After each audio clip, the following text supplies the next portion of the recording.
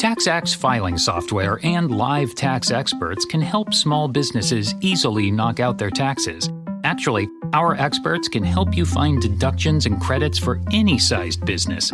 Itty-bitty businesses, medium-sized, really big, mid-sized, small businesses, companies with 0 employees, and mom-and-pop conglomerates. Yep, our tax experts can help all of them. TaxAct. Let's get them over with. Hello, everyone. Thank you. Okay, quiet. That's enough. This is a podcast by my dad and my uncle. They talk a lot about music, like a lot. So please sit back and enjoy. I think they are going to start in about 14 seconds. 3, 4.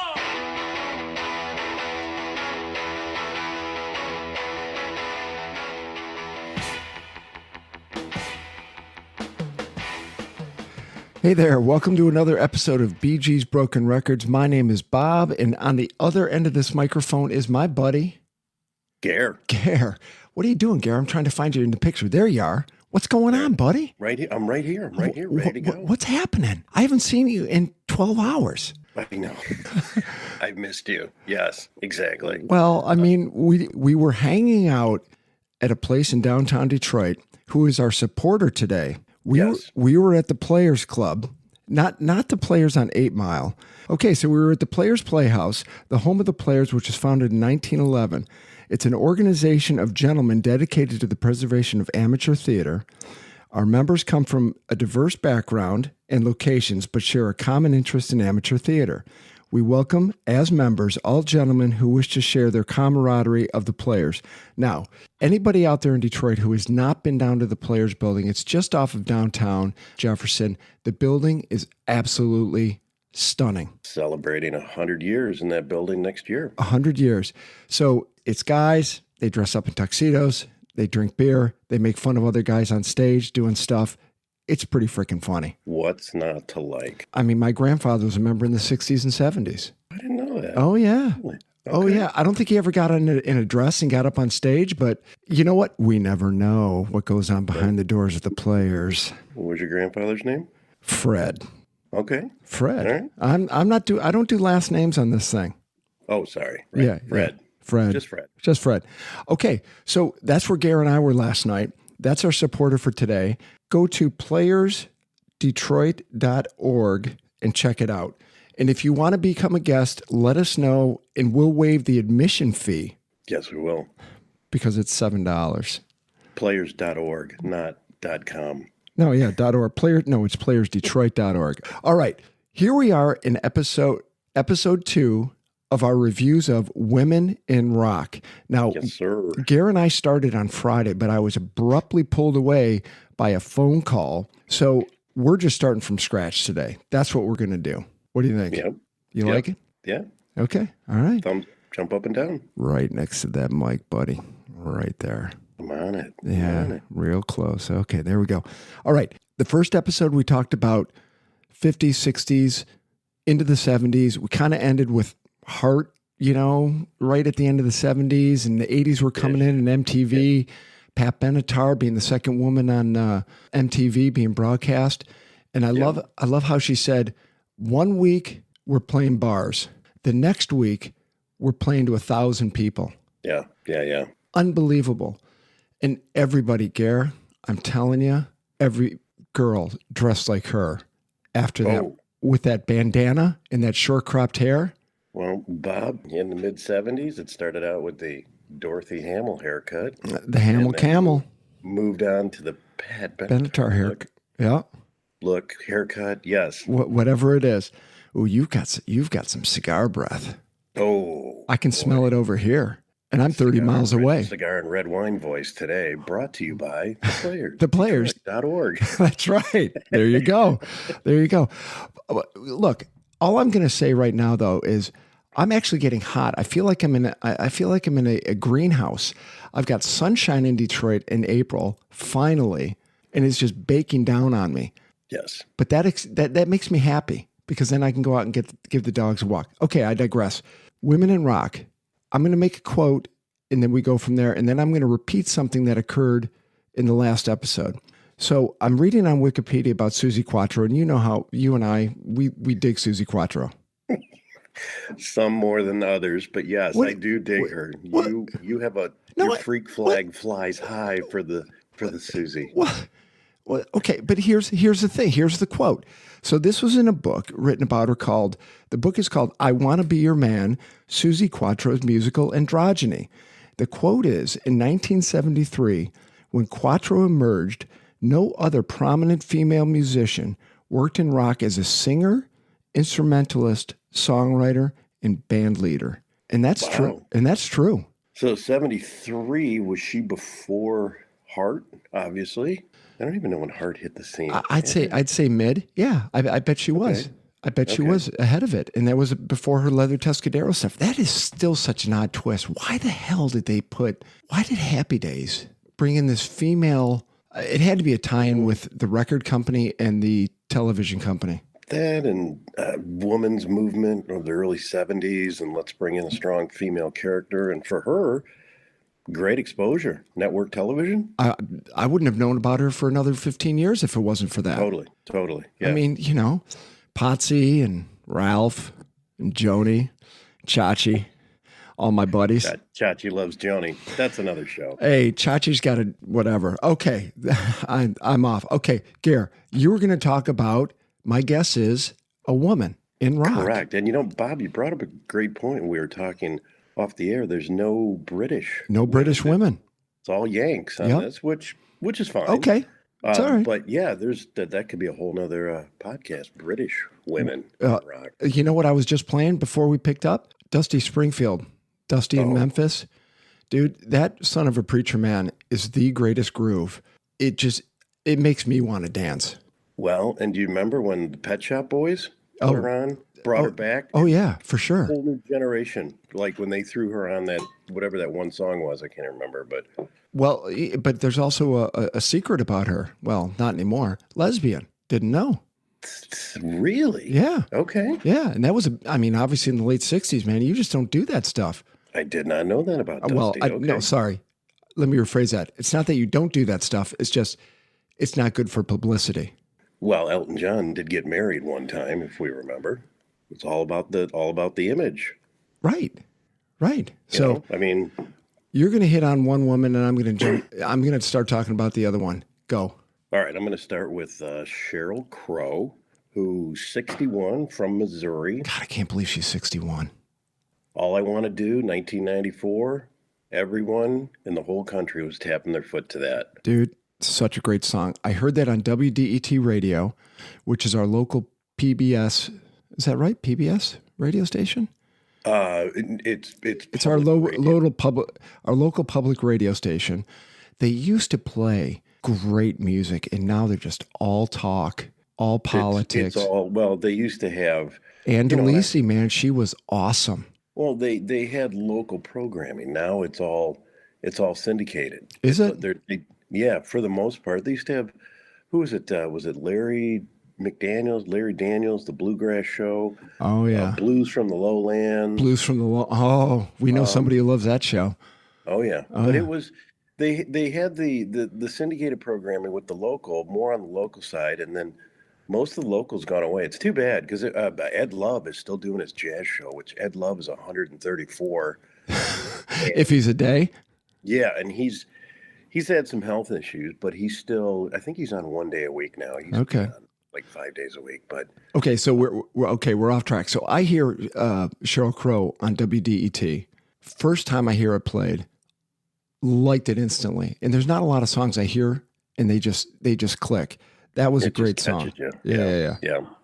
And we all know backup singer for Michael Jackson. I and Dick Henley, Don Henley. But I love the pictures of her when she was a backup singer, and you got the hair that's 10 feet tall back in the day. Oh yeah. And 10 feet, and I think we spoke too. She's only 5'3". She's like the littlest thing. But as we said, at least through episode 3 and 4, they just kept going back to her. Yeah. Yeah. She was a staple in the interview process. Right. But you know what? She seems very down to earth. Gave a lot of respect to Stevie Nicks as one of her heroes. And I didn't have her on my list. I don't know if you have her on, but No, I don't Steve, have. No. that could be a whole podcast within itself. Yeah, I'd have to play Witchy Woman a couple times before I did that. So that Tuesday night music club, was it music club or supper club? Music club, I think it was. Music club, I believe. 50 million records sold, 9 Grammys, 2023 nominated to the inclusion of the Rock and Roll Hall of Fame. Don't like that place. And we talked about this on Friday. Her song, Welcome to the Real Life, was featured in Brian Bosworth's classic film, Stone Cold. And again, you have not seen, what have you not? You haven't seen Ghost? I haven't seen Ghost, Roadhouse, and Dirty Dancing. I'm going to have to come over with a couple pizzas. We're going to have a marathon. Nah, I said... you got to watch Roadhouse. It is so bad. You know what I'll do? I'll watch Roadhouse right after we watch the Guar documentary. Okay. All right. Fair dues. The one that they surprised me, who was in there, Shania Twain. Yeah. Because of the music style, as opposed to rock. You know, you've got Hart and you've got Pat Benatar and all that. And then all of a sudden you've got Shania Twain, which is country pop. And the theme with these great artists and the bigger artists, Pat Benatar specifically and Shania Twain, they wanted to change them. You got to do it this way. The good old boy. Right. Boardroom with the suits, and you can't do that. And Shania Twain was a great example because she's like, I know I have an audience out there for this.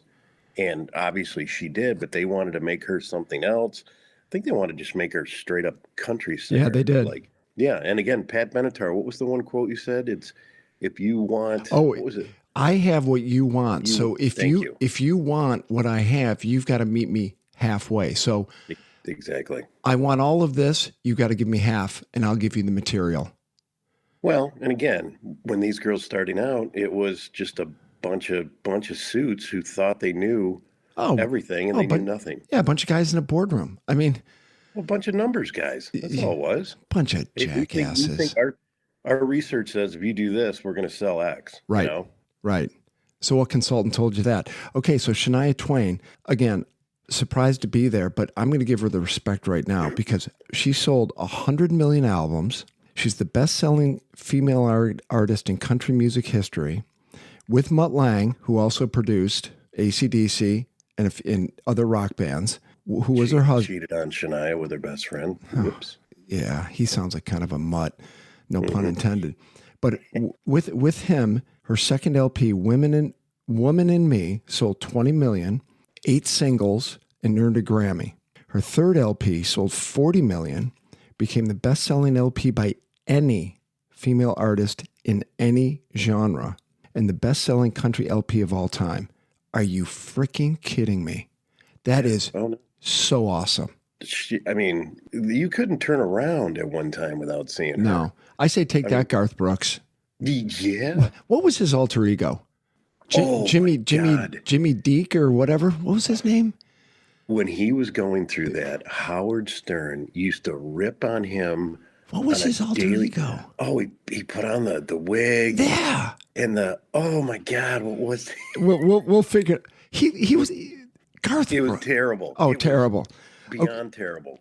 Okay, so that LP, the one that is the greatest country album. What was the second one? Oh, Woman in Me. Yeah. So Woman in Me. So it had 12 singles and earned 4 Grammys. Then her fourth. All right. Breaking news. Garth Brooks' alter ego. Wait for it. Chris Gaines. And I'm looking at the picture of him with the wig. Oh, breaking news. Here we go. Here's your breaking news. Oops. Those are crickets in the background. Yeah. Chris Gaines. Hey, give him a little credit for trying something new. Wacky. Yeah. So her fourth album, 20 million, 8 singles, certified diamond. And then she did residency at Caesars for 2 years. Oh, I didn't know that. Yeah, 2 years. She has 39 BMI Songwriter Awards, which is the Broadcast Music Incorporated Awards. 39. Okay. And I love the way she took the piss out of Robert Palmer's Addicted to Love video by doing the same thing, but backwards. Just great. It was freaking hilarious. Yeah, no, that was great. But, Okay. but you know what, though? She did do one real big faux pas when she was being interviewed. So, people, if you haven't seen it, the person walks out, they walk, 15 feet, they sit in a single chair in a studio, and there's a little turntable next to them. And then they'll put on their own album and listen to it and giggle, oh my gosh, I was so young, da da da. You know what Shania did? She put her fingers all over the LP, and she didn't even clean it. Yeah, that's a major faux pas. The oil from the fingers on that. Oh, don't even get me going. And I won't. Shania Twain, I gave her credit, man. Holy shit. So moving from one Canadian to another. There you go. I know where you're going. Sarah McLachlan. Yep. The reason I picked her from Nova Scotia, again, we can go down. Nova Scotia's freaking gorgeous. That's what I've never been, but I would like to get there. Gorgeous. 40 million albums sold. But you know what? I always gave her kind of the thumbs up for the Lilith Fair. Ran 97 to 99. Yep. And I was always like, Lilith Fair, what does that mean? Let me look that up. It is from a Jewish biblical character. Yeah. For what it's worth. I didn't know that. They tried to reboot it in 2010. No buzz. No. Didn't have the buzz that it had before. But the whole reason they did it was because, and all these girls talked about it, a female could never follow a female. On the radio. But also on these tours and stuff, it's always like, well, we got to put the guy up there, bring the audience back because the girls aren't going to be able to carry it. And Sarah McLachlan was like, piss on that. Yeah. So, and we all know who was on that tour. It was, Oh my God, the names. The names were amazing. Oh, unbelievable. So again, Garrett, Lilith was Adam's first wife who refused to be subservient to him. Whoa. Whoa. So much heavy history this morning. But again, they ran it 3 summers, had a great buzz with it. I never attended, but I remembered it was going. So the fair in 97 grossed $16 million, making it the top grossing touring festival of the year. Okay. So, and it was the 16th highest grossing tour of the year. Now, I'm not really sure what the difference between a touring festival is and a tour. I'm guessing it's you have multiple people on stage as opposed to just Motley Crue running around the country. A Lollapalooza, pick your fair, whatever. Right. Right. You have probably multiple stages or multiple performers. Well, they had 3 stages, but that would have been a great place to meet girls. Well, and it's Sarah. And before that, Well, you didn't think of that one before? I mean, come on. Well, and where did you go before that? Journey concerts. We were in high school. A buddy of mine's brother, we'll just say Larry. Dude, you want to meet chicks? Go to a Journey concert. Oh, okay. I don't really love Journey, but I like girls, and so sure. I doubled with my sister. I went with one of her friends. My sister was mortified that I was double dating with her. To a Journey concert? To a Journey concert. What year was that? We were sophomores. Oh, yeah. 81? Right in the heart of it. Oh, yeah. Okay. Loving, touching, squeezing, baby. Again, Lilith Fair, the response to sexism in the music industry. It's the whole point. Girls being girls. So. Okay, so I've got a few last things to pull out of this one. One last thing. Go for it. Highlight. Go. It was 97, but people on the names from the Lilith Fair: Jewel, Tracy Chapman, Fiona Apple, Indigo Girls, Susanna Vega, just to mention a few. Susanna Hoffs too. I think she did solo. Oh, really? Yep, Okay. Yep. Going through a lot of this stuff, I'm gonna admit a couple things right here. After our first recording, this is what I did. Can you hold on a second, Gare? You talk while I look. Okay. All right. So I'm talking as Bob is looking, and I'm back. Benny's back. Okay. So I said after the first recording, I was going to go out and get a couple LPs, right? And I did. Here it is. Oh. Carole King Tapestry. Very nice. Which I don't have. I bought it brand new. It's not vintage. But dude, this one, I couldn't take off the turntable.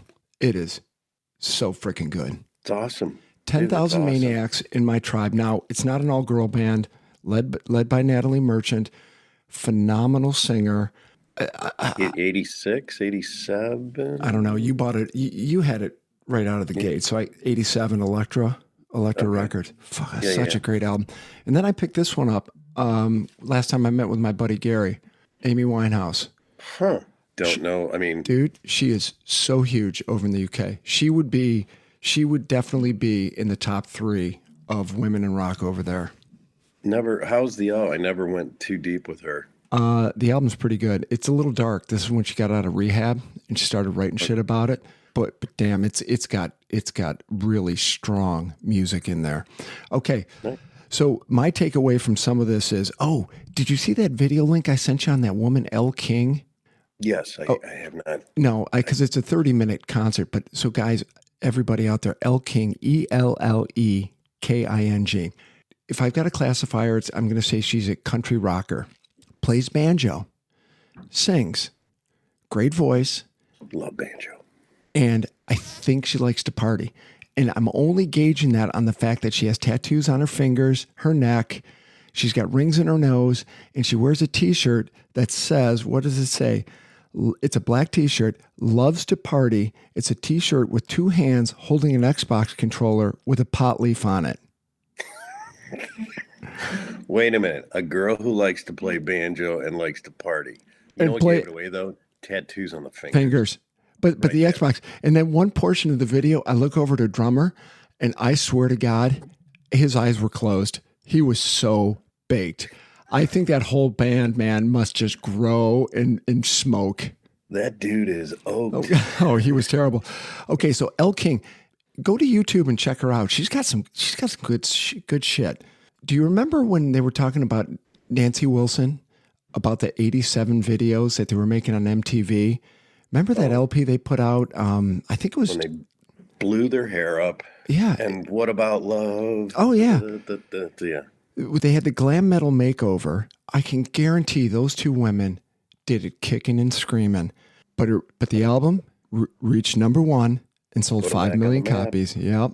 And they're still getting royalties from it today for commercials. For sure. Okay, here's my imagine this one out of this whole thing after watching this. Imagine if Cyndi Lauper and Keith Richards had a baby. The shit that kid would hang in their hair. Think about it.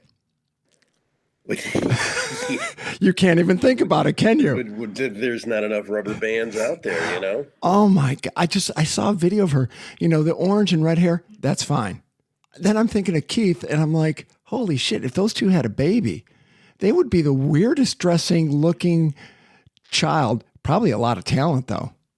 But my favorite thing to digress on that always is, if John Belushi and Dan Aykroyd had a baby, it would have been Chris Farley. Hey, I like that. That makes me laugh so hard. I do like that one. 2 people who weren't on there, and I thank the good Lord for that. Madonna and Courtney Love.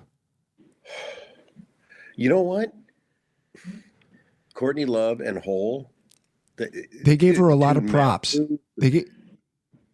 She brought it, I thought, with that band. She must have been a little cleaner, dried out, whatever you want to be. Madonna, just go away. I know, Madonna, but Madonna, I'm going to give her one little second here. She probably sold a gazillion albums. Oh, sure. But from Rochester, Michigan. Yeah. But they don't really talk about her in this documentary. They give so many props to Shaka Khan, and they give almost nothing to Madonna. Which, you know what that tells? That's a great point, dude. She does deserve. She deserved a mention in this. Something. But there was almost no mention. But I think that goes back to, I think these women know the quality of the voice. Shaka Khan had a voice. Madonna, I don't really know. If she, no, I mean, her voice vocals, her vocals were about as strong as Vince Neil's from Motley Crue. Whoa. Well, and you know what? They'll interview Nikki, and they'll be like, Vince is a strong bar singer. They'll put him down. Oh, for sure. Tommy. For sure. And his voice is gone now. Now, you know what song at the end of this documentary that I really, I couldn't get it out of my head. It was like that little bird that just, or like a bug that willows in your head and you just keep going. You know what the song was?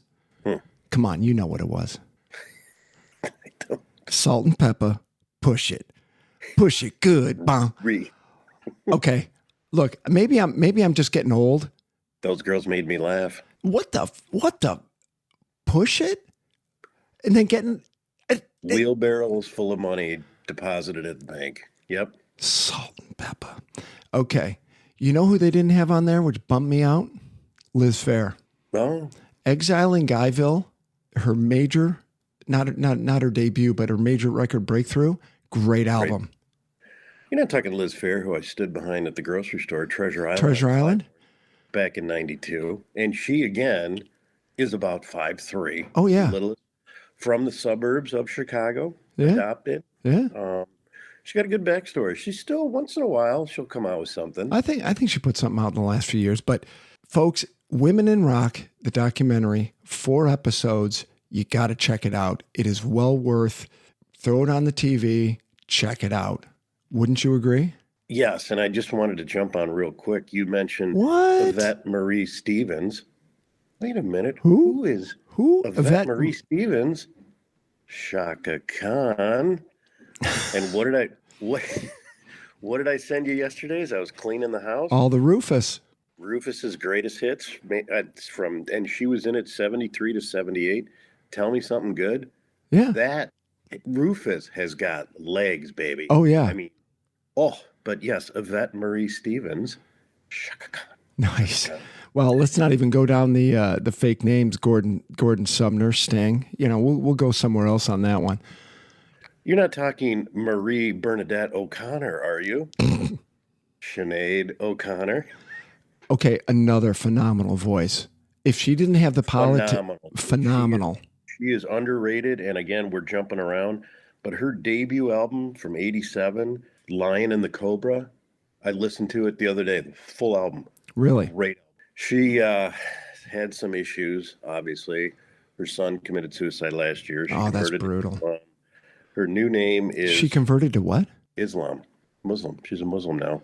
Her new name is... From hardcore Catholic? No, she was a proddy, wasn't she? She had to be because she ripped up the picture of the Pope on Saturday Night Live, right? Yeah, no, she's Irish. She was hardcore. Dude, Catholic. Yeah. Marie Bernadette? Are you kidding me? Sorry, I'm a proddy, man, by birth. Anyways. You can't even pronounce it. We just call her Shahada. But her body work is pretty good. And I wanted to kind of dig deep and get someone other, as I was going through my list, because, there's obviously the Macy Grays, the Shaka Khan, Missy Elliott. The critics love Missy Elliott. Was she the one with the red hair? No, she's a hip hop girl from Miami. Yeah. She's in the Rock and Roll Hall of Fame. Or she was nominated. Yeah, remember that? Okay. I know. Hey, we talked about it before. I have new respect for Dolly Parton when she was like, wait, what? Yeah, but I think she ultimately went in. Oh, she did. I think she did. But she was kind of like, this is kind of dumb. I don't. No, she kind of came out and said, what? It makes no sense. Right. Okay, Gare, I'm out of notes. What do we do? Same here. I'm good. Dude, and it's 30 minutes. That means everyone's back from their dog walks. Exactly. So you know what we should do? I think we should get the hell out of here. Yes, sir. Everybody go enjoy your sunny Sunday because it's sunny somewhere in this world. Be optimistic. See ya.